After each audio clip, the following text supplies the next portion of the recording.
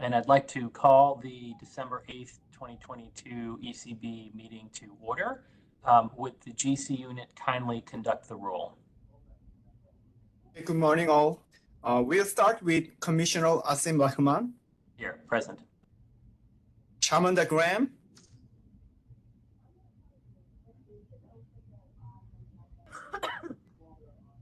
I can see Shamanda. Shamanda Graham, Samantha, are you on mute?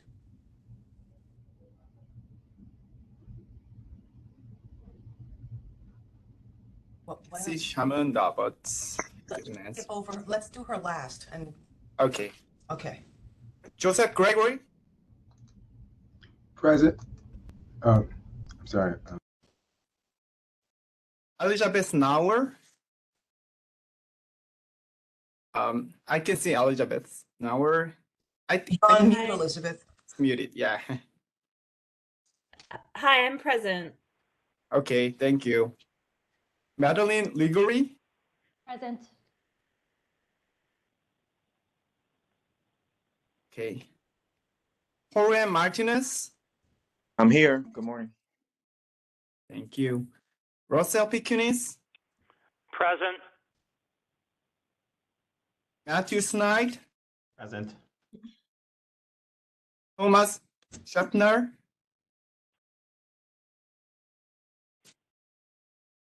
Matthew Smith, Present. Douglas Swan, I'm here. thank you. Gerald Whittington, Present. okay. I'll call Shamanda Graham again. Shamanda Graham,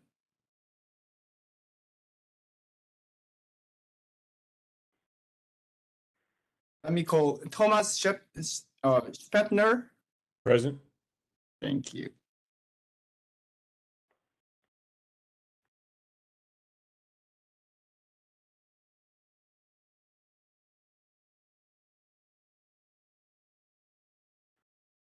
I think Shamanda Graham is on this meeting, so we have a quorum 12 out of 12.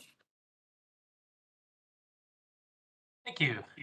Let's proceed with the first item of our agenda, which is the adoption of the minutes for the October 13th, 2022 board meeting. I hope that everyone's had an opportunity to review them. Does anyone have any corrections or changes to those minutes?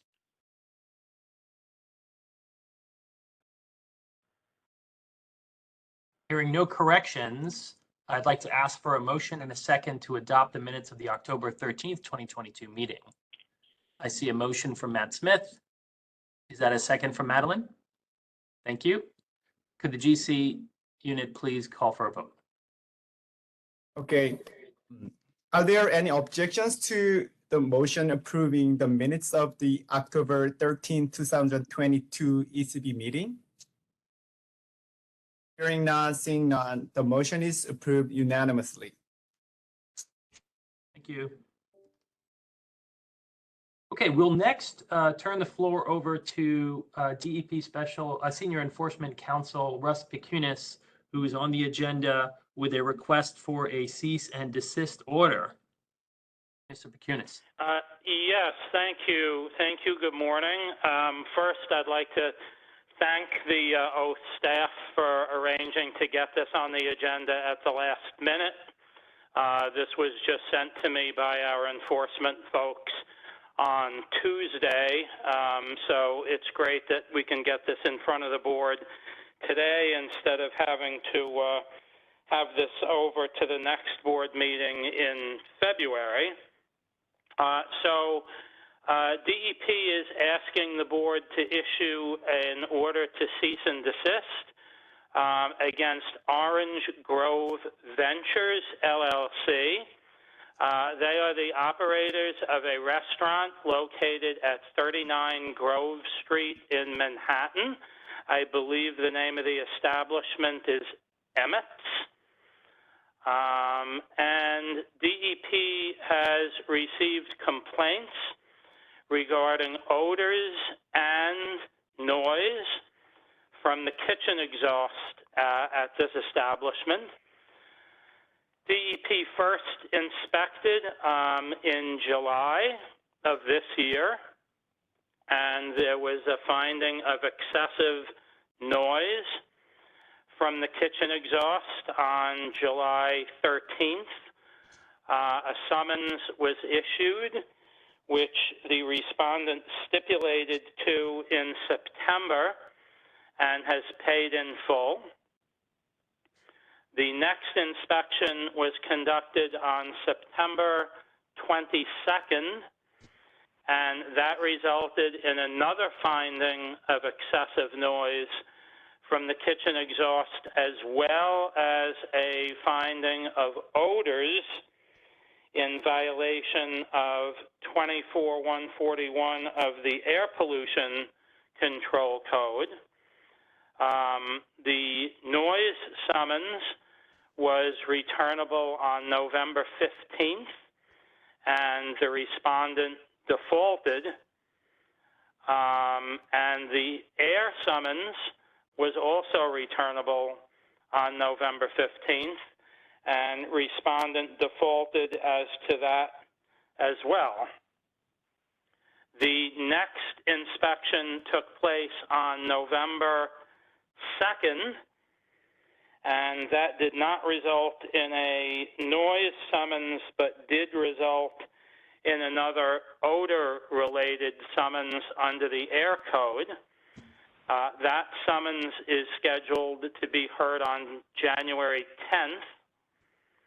And then most recently, just a few days ago on November 30th, there was another inspection which resulted in the issuance of summonses for both noise and odor.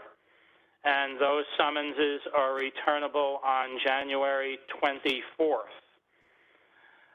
Because the inspections have shown that the respondent has not corrected this condition, and that there continues to be excessive noise and unlawful odors being generated by the kitchen exhaust at this location, DEP is asking that the board issue an order to cease and desist, directing respondent to comply with both Section 227 of the Noise Code and Section 141 of the Air Code. And I'll be happy to take any questions if anyone has any. Does anyone have any questions for Russ? I have a few, but let me open the floor to others.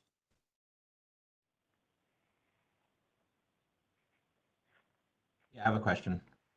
Go ahead, Matt. I guess I wasn't following. So they never appeared in court at all? Is that what happened? It looks like they appeared at least one time. Is that right? Yeah, they appeared on the first noise summons in September. They did appear and stipulate, and they have paid that summons, the fine on that summons. The subsequent summonses, they have not. The ones that were, well, the one air summons and one noise summons that was scheduled for November 15th, they have not appeared for, and then the summonses that were issued in November are scheduled for next month. And when Russ, they, I'm sorry. Go ahead, Matt. And when they came for the first appearance, did they have an explanation of course of action they were going to take, or they just agreed? When you stipulate, there is no defense presented or any other evidence. They just accepted the stipulation offer. But on that, and this was one of the questions I had, for the first one, for the first event, it appears to me, if I'm looking at the chronology correctly, in July, there was only one summons issued, and that was a noise summons, as opposed to in September, where both air and noise were issued. And in July, when the noise summons was issued and there was a stipulation, it's a zero fine. So they No, it's not a zero fine. Stipulation on a noise code summons is for the guideline first offense penalty. It's not a zero step for noise cases. Thank you. Unless there are certain, well, I mean, I could be wrong on that. Hang on, because 227 actually can be mitigated to zero. That is correct. I was looking at the attachments, which note that for that summons from July 288440R, it says balance due zero, and I was not Right. sure if that meant in this case there was a actual zero penalty because it's a first offense. If you have But that it information. indicates that it's paid in full. Okay, So that, I think, would indicate that there was a penalty imposed. thank you.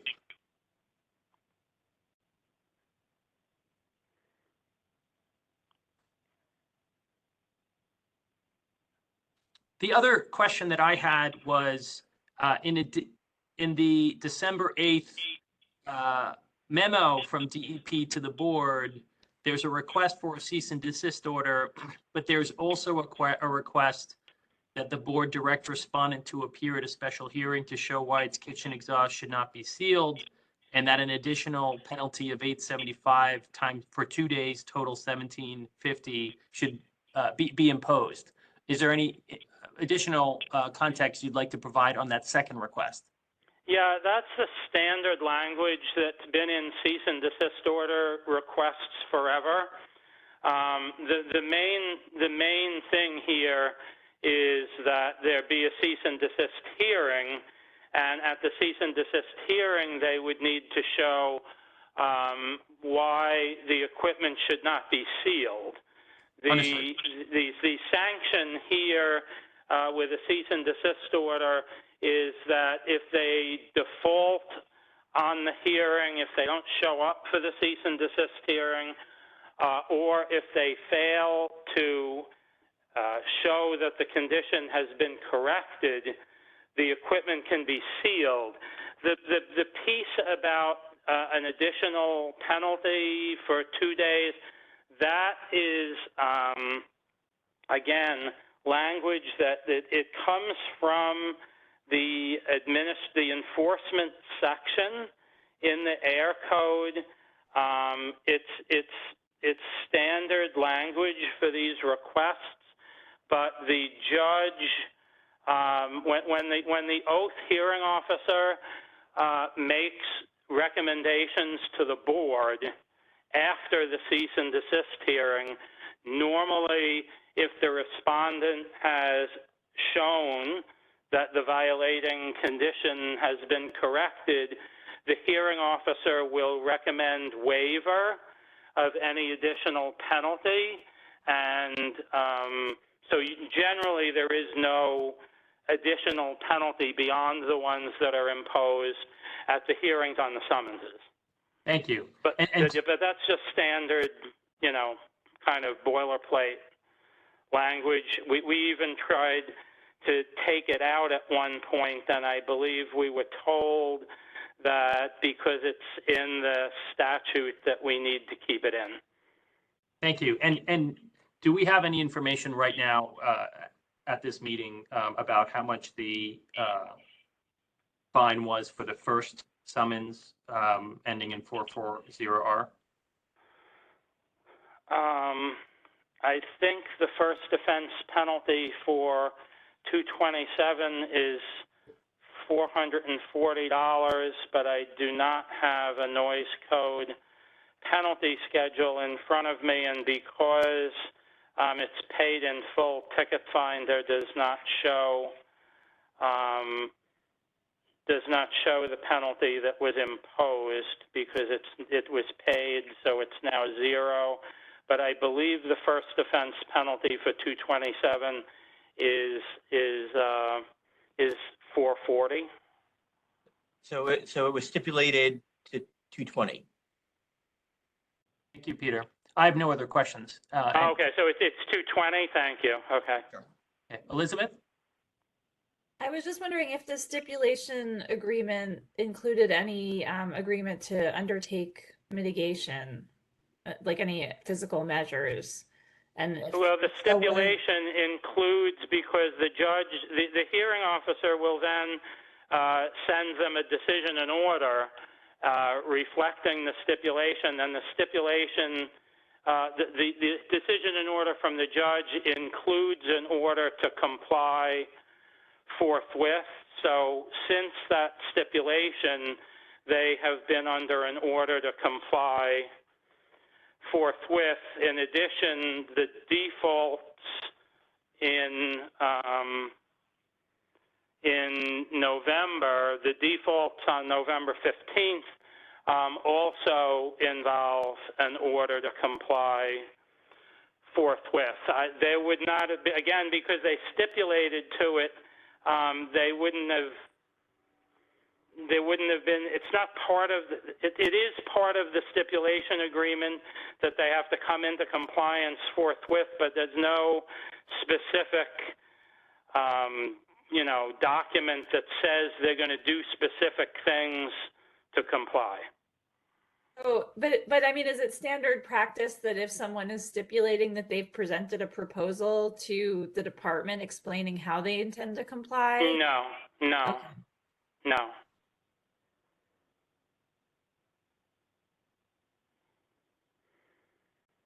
Okay. No, to my knowledge, we have not been contacted by these folks or I don't think we don't have any information from them about what they're doing or, how they intend to come into compliance. That's up to them how they come into compliance. And we don't approve plans on how people get into compliance. It's up to them to figure out how to do it and do it. Hi, Russ. I just wanted to ask you, is the timeline for the sealing in this type of case, is this typical? It seems to be pretty quick, and if it is it because of the stipulation? Normally, we wait until a third summons has been issued, with at least one having been adjudicated before we ask for a cease and desist order. That is by agreement with Oath staff for basically forever, that cease and desist requests need 3 summonses. And since 3 have been issued, and on the noise side, 2 of them have been adjudicated, we considered this timely to bring before the board at this point. And again, it was just fortuitous that they brought this to my attention this week when we had a board meeting today. Otherwise, this would have not been brought before the board until February. And I think that it's important also to keep in mind that there is a complainant at least one complainant who is presumably being affected by these conditions on a daily basis.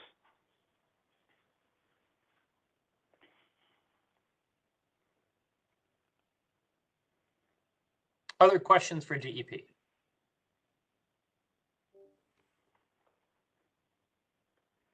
Okay, I'd like to open it up for general discussion amongst the board members on their views on DEP's request.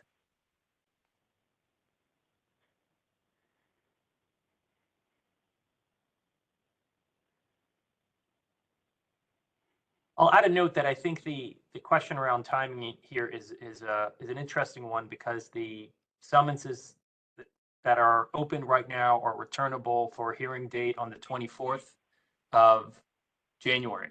That would possibly be just 2 weeks, arguably, before our next board meeting. So if we grant the request, we grant the request. If we don't grant the request at the next meeting, we would know, we may not have the decision, the oath decision on that hearing, if the respondent does in fact appear, but we would definitely know if the respondent did appear or if there was another default. So it looks like our, our options on the table here are to grant the request that was submitted or to hold over to the next meeting. Elizabeth? I definitely see that point, but I think I would advocate for issuing the cease and desist now, just because it is affecting someone on a daily basis, apparently, and they will have an opportunity to come forward, at a cease and desist hearing as well to prove that they're in compliance. So it's not that we're not voting to immediately seal the equipment. We're giving them another opportunity for due process. So I think that especially in the wintertime, especially with the odor issues and if it's getting into somebody's apartment, that could be really unpleasant. So I would advocate for issuing it now. I agree, particularly since it's not a sealing directive, it's an opportunity for the parties to come forward. Other questions or views?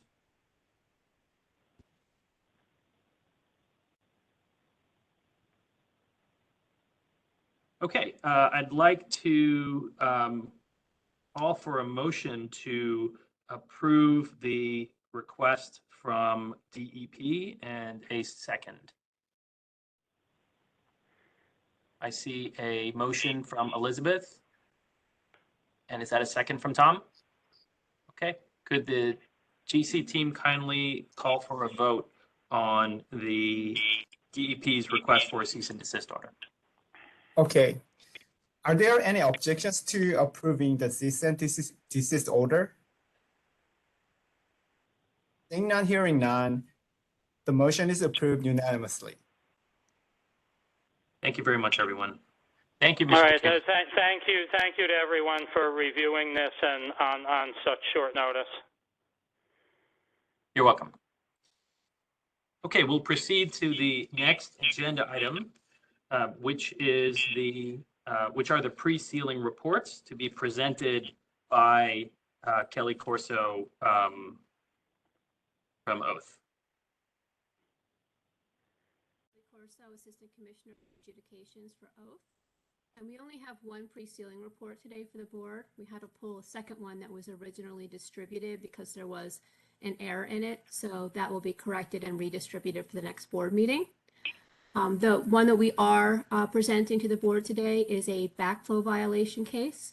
And in this case, the hearing officer did agree with DEP's recommendation that the equipment not be sealed and there be no further action taken because the respondent has complied with the water code. The respondent presented evidence at the last hearing that the premises now has the required equipment installed.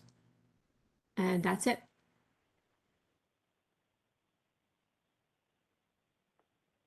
Thank you, Ms. Corso. Since two were circulated, could you just clarify which is the one that's on the table? Sure. The one that's on the table, let me just get it up here. It is the Carlos Betancourt case, and that's cease and desist number 2016-0202.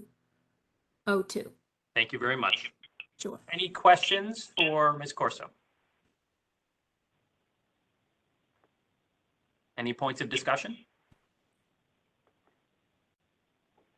Okay, do we have a motion to approve and second the pre-sealing report? Motion. I see a motion from Matt and I see a second from Madeline. The GC team kindly call a vote. Okay. Are there any objections to approving the pre-sealing reports? Seeing none, hearing none, the motion is approved unanimously. Thank you. Thank you. Thank you, Ms. Corso. I'd like to ask for a motion to go into executive session to discuss new decisions listed in the judicial report. See a motion from Madeline, a second from Elizabeth. GC, call for a vote, please. Are there any objections to the boards going into executive session at this time? Seeing none, hearing none, the motion is approved.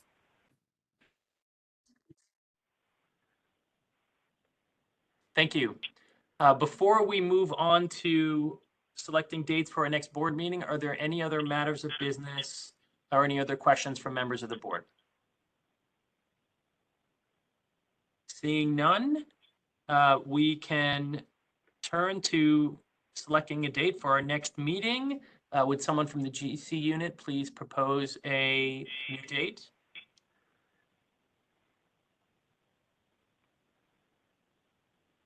Okay, we have two options for the next board meeting. The possible dates are February 2nd, 2023 or February 9th, 2023.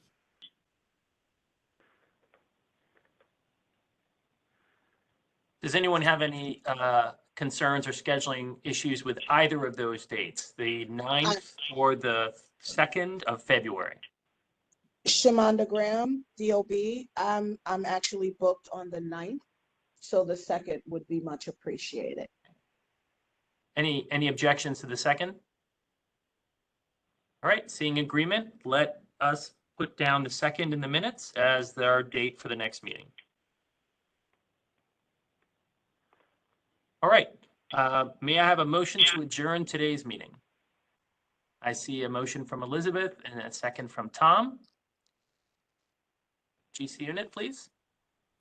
Are there any objections to adjourning the meeting at this time? Seeing none, hearing none, the motion is approved. Thank you very much. I wish you all a happy holiday season and a warm new year, and I look forward to seeing you all in 2023. Appreciate all that you bring to the table. Thank you very much. Thank you. Same to you. I miss you Well, guys. everyone. Bye-bye. Holidays. In person.